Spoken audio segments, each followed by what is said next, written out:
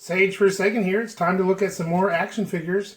Today we're looking at the Batman Manbat Killer Croc from DC Spinmasters and the Manbat and Killer Croc both. So, I brought some backup up here to help us size and compare these. If you've seen my previous review of the Batman figure, it has some good articulation, and it also has some articulation that could be better, but for the price point, it's really good articulation. In other words, it's less than $10 for this figure, and for the price, you're getting a really good figure. As far as this Manbat goes, we're going to start with him. As you can see, DC logos on the side, very retro, very much reminding me of the old school, Michael Keaton, Jack Nicholson Batman flick. Manbat, of course, has some sad onions going on here. 3 sad onions. Focus. Okay, so as you can see, it's made by Spinmasters. You got all the little legalese. The barcode is here. Let me try to get that where you can see it if you're trying to hunt it with BrickSeek or something. Okay, there's the barcode. And of course, there comes with 3 mystery accessories and some sort of three-part poster thing you can get if you collect them all. But of course, who cares? I'm not collecting that part. So what I'm going to do is stop the video. I'm going to open this guy up, and then we're going to look at this guy compared to the Batman and the core figures. And of course, then we'll look at Killer Croc in another video. Okay, I'm working on getting this open. Welcome back. So I tore the part right here, and there's 2 pieces. There's like a piece of tape that goes around here, and what that does is once you undo that piece of tape, you get access to the picture right here where he's fighting Manbat. You also get access to the 3 different accessories. That's why it's taped so good closed. It's really hard to get that tape unless you use a knife or muscles. Anyway, I'll go ahead and pop these out. Okay, so the first piece of gear looks like a piece of armor for Batman. Actually, since I have Batman right here, you can see that popped on Batman. There you go. Okay, and let's see what the next piece of gear is. Okay, so this looks like a claw. Like to make a claw attack or something of that nature for Croc. And this is what I was expecting to see. A lot of these, when they come with the claws, when they come with the claws, you get 2 claws instead of 3 different accessories. Even though it's technically 3 items, that's kind of, basically you get 2 claws and then whatever the other accessory is. Because you wouldn't use 1 claw by itself typically. But it looks more like that would fit on Killer Croc than it would on Manbat. So we'll see how that turns out. If we open Croc and we don't get Manbat's extra claw attack things, who knows what we'll do. Okay, let me go ahead and stop the video and actually crack open this thing so you don't have to hear the noise for that. Okay, so opening it up, this little plastic sleeve is in there, and it holds Manbat in. It has some rubber bands around his feet. I mean, plastic, one of those plastic tie things around his feet, and a rubber band goes around his arms, which holds him snugly in place. And you can see that the bat wings are back here. Now, just thoughts about Manbat. If you swap the head out or were good at sculpting, it would not be a fair cry change. They could easily make a werewolf character using the same body, and maybe just a little different coloration, like a gray or something like that, and you'd have a werewolf very easily. I wouldn't be surprised if Spinmasters didn't. If they keep the license and they keep making these figures at this scale, which who knows what they'll do. They're a new company, and I hope they're doing well because these figures are really good.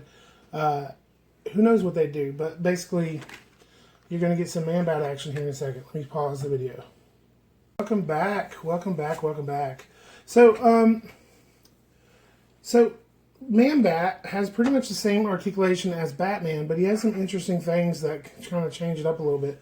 For example, since his knees are bent, he doesn't have knee articulation, but he does have the thigh swivel. So I guess that would help you if you were trying to do something else with him. He does not have any waist swivel or anything like that. I don't know how useful the thigh swivel is, except for it can slightly make you, when you change the leg position, because these legs do go out, like to the side. When you change the leg position, maybe it'll help you stand them up better. Because they go forward, legs will go forward. They will, let me get this where you can see it. The legs will go all the way forward.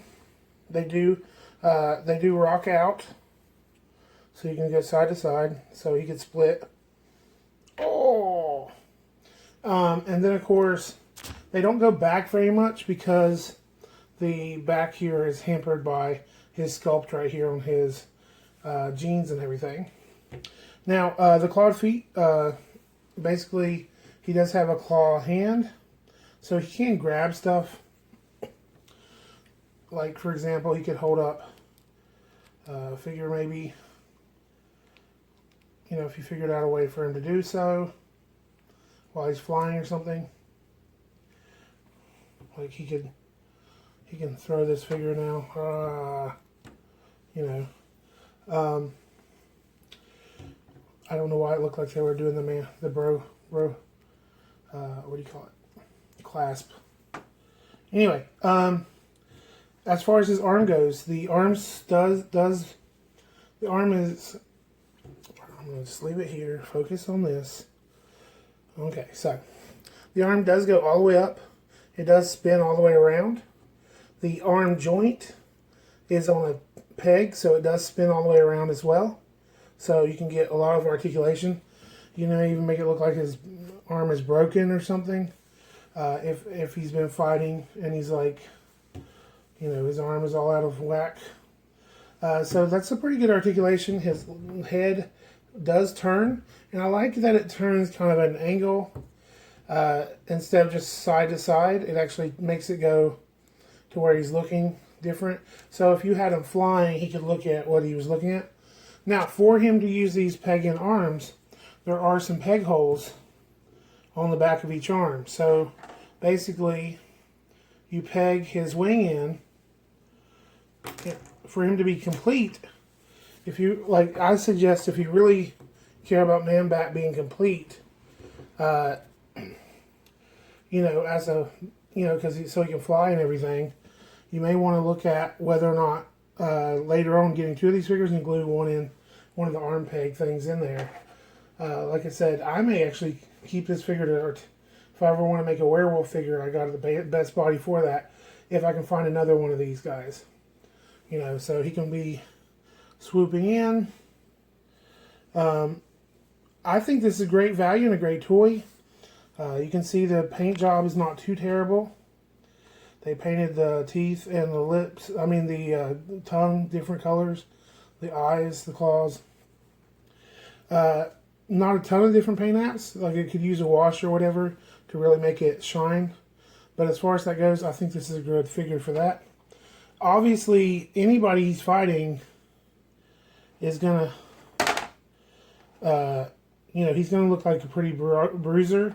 The biggest issue I have, of course, is that with these arms, it makes it hard for him to stand up unless you use the arms as like a post to hold him up or whatever, a third point.